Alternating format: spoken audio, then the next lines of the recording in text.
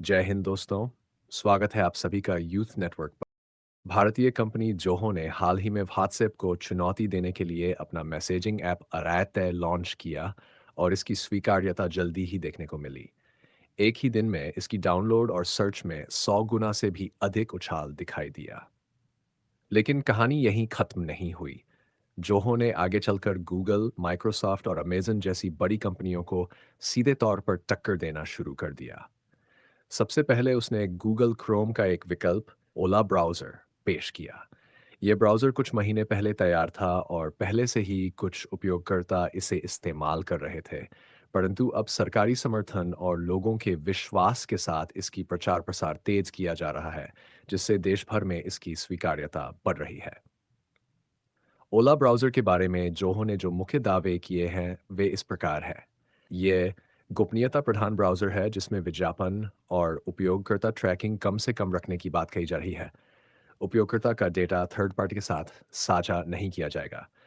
इसमें अलग-अलग उपयोग के लिए अलग मोड होंगे। कार्यात्मक मोड, व्यक्तिगत मोड, डेवलपर मोड और बच्चों के लिए विशेष मोड।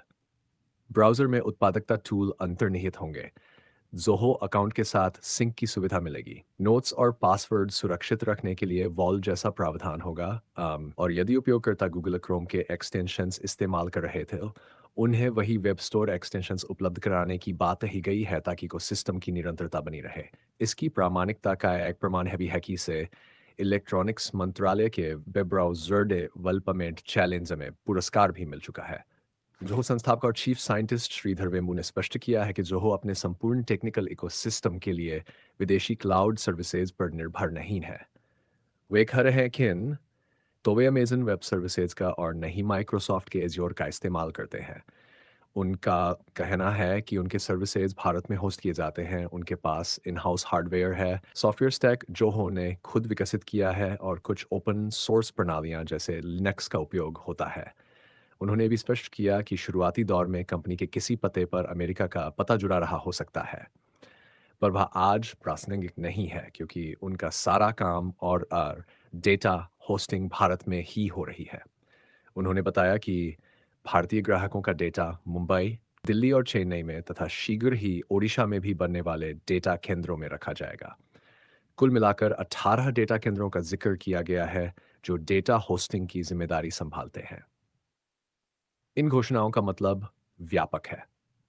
पहला, ये भारत में स्वदेशी तकनीक बनाने और बड़ी विदेशी टेक कंपनियों पर निर्भरता कम करने की क्षमता का संकेत देती है।